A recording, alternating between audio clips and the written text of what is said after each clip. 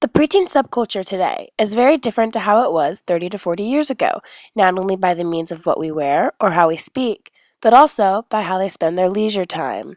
Everywhere you go, technology today is the largest depiction of how the times have changed, but cell phones seem to be the most dramatic within the category.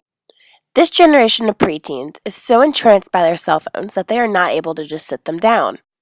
This constant connection causes youth to feel as if they are never alone. This inability to cope with being lonely can cause many corruptive results, such as loneliness, anxiety, psychiatric and sleeping disorders, depression, as well as physical symptoms such as headaches and earaches. Cell phone use is becoming known as an addictive behavior to the degree that they cause one to exclude themselves from social surroundings or become unwilling to be included in them, the boundaries of which is and isn't necessary to be discussed over text messaging versus being said face to face is a very large issue today. What makes the youth desire to discuss all conversations over text messaging is when responding to a text message, one is able to reread it as many times as needed before responding to think of the perfect response. When in person having a face-to-face conversation, one needs to be able to respond to anything at any given moment. But are families realizing these results in the overuse of cell phones? To find out, I decided to interview a family of four: Rick, Sally, Madeline, and Delilah Erber, and ask them about their cell phone situations at home. Coming into the interview, they didn't have any information about what was being asked, creating no bias in their responses. For a majority of the interview, Sally and Rick will be speaking in reference to their daughters. What you will notice is how differently Sally and Rick describe their preteen and teenage daughters' reliability on their phones in comparison to how they feel. Oh, Delilah, definitely the younger. And my youngest daughter is definitely the one that's most affected by it. My phone is the most important one. My phone is a part of my sister. She has anxiety when she doesn't have her phone. She's glued to it, so to speak. I mean, she hardly looks up. Needs her neck massaged from looking down at her phone so much. You know, now that Delilah's starting a job, I'm like, you can't look at your phone while you're at work. You know, I know this isn't something she knows. I have to tell her because it's such a part of her everyday life.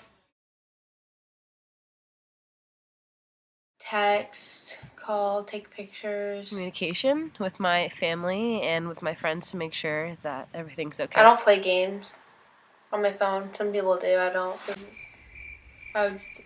I use a cell phone to communicate with my family in small texts. It's kind of a sense of security. Everything works. You need to be accessible through a cell phone, but I think that it's overused these days. Immediate contact.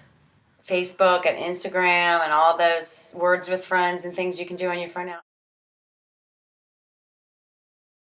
When they need to be punished, it's the first thing we take away. Because it's the only thing they really care about. Yeah, I've gone without it for like 2 weeks. Yeah, because I feel like when I don't have my phone, like it's good to be without it sometimes, but then like you really can't communicate unless you have like a house phone, which some people don't. They find it very difficult to function without their phone. I'm stressed out because I don't have that communication with people to know what's exactly going on, if everything's okay. Desperation. It was like a drug addict. I mean, it was good in a way because like I didn't spend so much time on it, but like you need to communicate. So you need a phone for whatever you're doing, even if you're not like on it that much.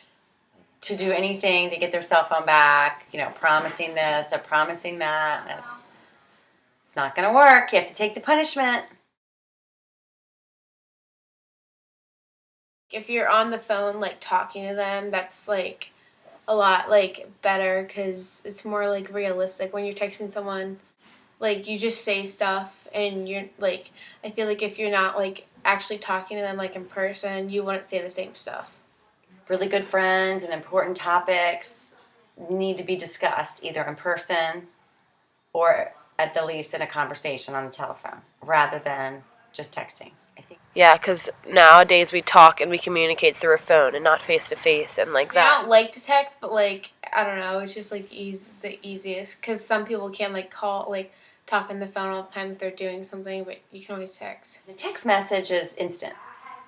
You can just blah blah blah blah blah blah blah send. It's just more convenient. It's I don't know. It's instant. You can't tell someone's feelings and emotions and tone to a conversation with a word.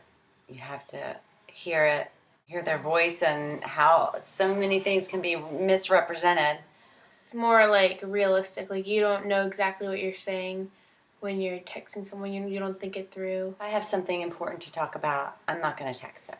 I might say, when we get home, we're going to discuss this in detail, but I don't partake in having real conversations on the text. And like people can be different when they're texting. I don't know that I'd say they'd rather communicate that way, but it's definitely scary.